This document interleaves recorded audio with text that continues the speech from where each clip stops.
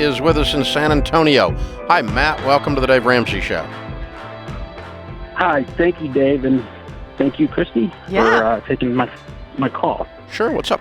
So, question is, well, a little background, I guess, beforehand.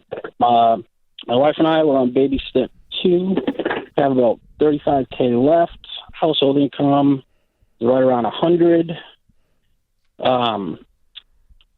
With buying back my military time, I work for the federal government currently, with so that equals about 12.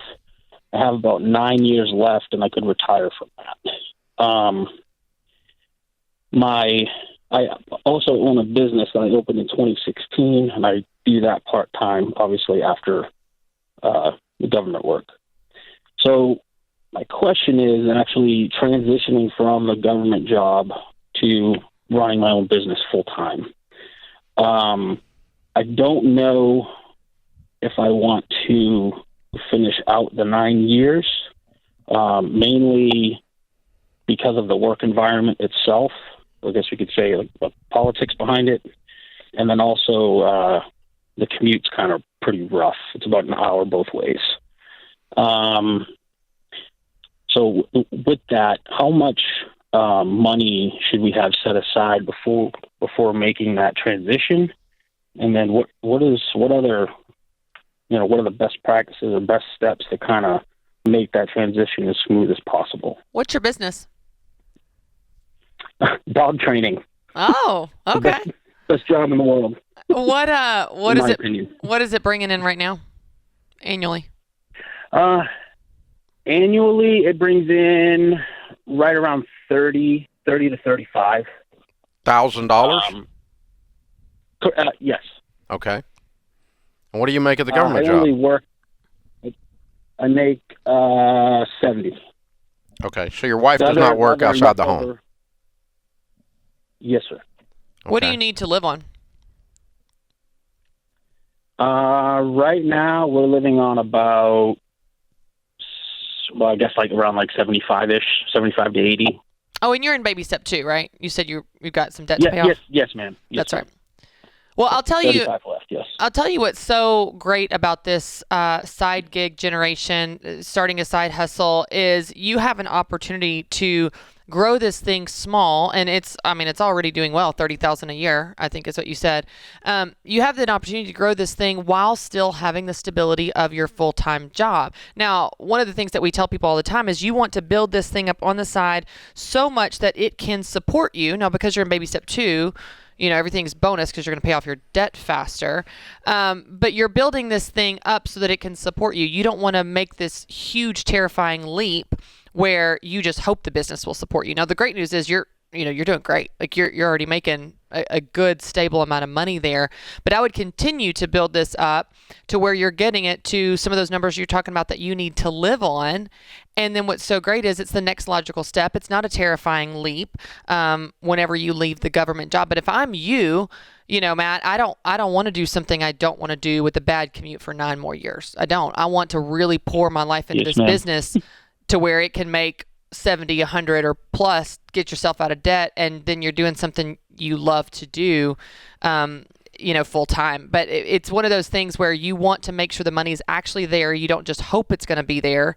You want to build that business up so much that it can support you whenever you're ready to make that transition. Yeah, what Christy and I always say when we're talking with small business owners and side hustle folks is get the boat close enough to the dock so that you can step into it, not leap and hope you hit it. Yeah. And that's so what it amounts to is you're on your way. Yeah. So in your case, I think if I were in your shoes, I would set a goal that sounded like this. When I have 3 months in a row of $4,500 or more, and I feel confident that that's going to continue, that puts you in the high $50,000 up to close to $60,000, be $55,000 a year, okay? Which is less than you're making now. But so you didn't pull the boat all the way to the dock. You weren't making 75 when you gave up a 70.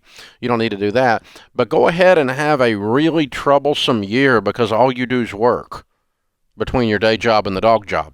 It's going to feel like you're working two Yes, full-time sir. jobs because you are. Yeah. For a season. Yeah. Yeah. For a season to get through. But let me ask you this, Dave. So is your job seasonal, Matt? Is it do you have like real dog training? I don't know. Is it like way busier in the summer and like falls way off in the winter? To be honest with you, like the whole 14 to 16 hour days is, yes, it's getting long. I actually am able to take off the month of July to spend it with my kids, and then also December. So that's like not even working those 2 months. Yeah. Well, I don't want you to do this on a wing and a yeah. prayer. I want you to prove it to yourself. And so if I were in your shoes, I would want 3 consecutive months of 4,500. And I really don't care if you're tired. Wah. Okay? Because you're not going to do this for very long. What we're trying to do is escape the drudgery of the day job, but we don't want to do it in such a way that we run out of the haunted house and get hit by a car. Right. I guess what I was trying to bring up with the seasonal thing, though, is I don't want you to base your decision on 3 consecutive months of $4,500 in a really busy season, and Yeah. you've got a really slow season coming up, because that's not indicative of what you can expect. We want you to plan based on what you can expect, Yes. right? But what he's saying is that the only reason he made it seasonal is because he just took the time off. Yeah. I see. So Yeah. one July and 1 December. But, if I'm in your shoes, I don't care. You pick the 4 months or the 3 months. I want to prove to myself and my wife that my family, my kids, that we can eat off this thing. And you're not there yet. $35,000 doesn't do it for me. You're going to take a pay cut of 65%. I don't think so. To go from 100 to 35. I don't think that's a good plan. But I would take that 36. You're already making 3,000, man. I mean, let's get that up 1,500 more. Let's increase that and prove to yourself some level of stability, and then give your notice and go live your dream, and then have a plan for training dog trainers, so that you have a whole school going, and you're making 300 grand, not 150. I was going to say 1,500. I mean, that's just one dog. You have a dog for a month. It's about 1,500 to have if they go send them off, and Is live. it really? Yes, about 1,500. At least here in Nashville, it's up to $2,000. You send a dog for a month. They stay with the trainer for the month. They come home trained. Ask AO. He did something similar. So that's one Well, dog. AO pays all kinds of Get you- stuff for stuff like that. Get you one dog, Matt. Get your one dog. One more dog. One You're more dog. That's all. mean, You're one dog away, Matt. If you're charging right. If you're charging right. That's a whole other subject. If you're charging right. That is so great. Yeah, I was on a pheasant hunt, and that he trains up 15 or 20 dogs and takes them Yes. on the pheasant hunt and sells them off. Then. Uh-huh. And so he'll sell all those dogs for, I don't know, you're selling them for anywhere from 5 to 15 grand a dog. But he had poured into them like that. That's And right. I didn't have any idea what they charged to do that. Those dogs could climb a tree, though. They were unbelievable. They did everything. Yeah. They were amazing. Yeah. So, Well, for busy people that don't have time to train them or take them once a week to training, they're like, just send them off, bring them back when they're trained. So. Wow. Can you do that with kids? I know, right? I've got 3 candidates. I got 3 candidates in my household I'd like to send off if that's the case, please. The Christmas is over. All the fun's That's over. right. We're back to work. Help me out. Help me out. Oh, 2,000. I'm so cheap. I've never trained a dog. So I mean, I've trained them, but I haven't paid anybody to do it. Right. So I didn't. Yeah. I've had dogs smarter than me, but that's a low bar. So, oh my gosh. Yeah, I think you're one dog away per month. Yeah. So that's what I would do if I were in your shoes, Matt. I want to get the boat a little closer to the dock. You're jumping, and I'm afraid you're going to get one leg wet, or you may miss the boat completely. I don't want you to. And so I want this thing to be a thing where you did it with wisdom, without a ton of stress, and you're going to be a little tired between now and then. But by the way, when you start a business, you're always a little tired. I had 2 years of 16-hour days in this puppy before I hardly even made a living out of it.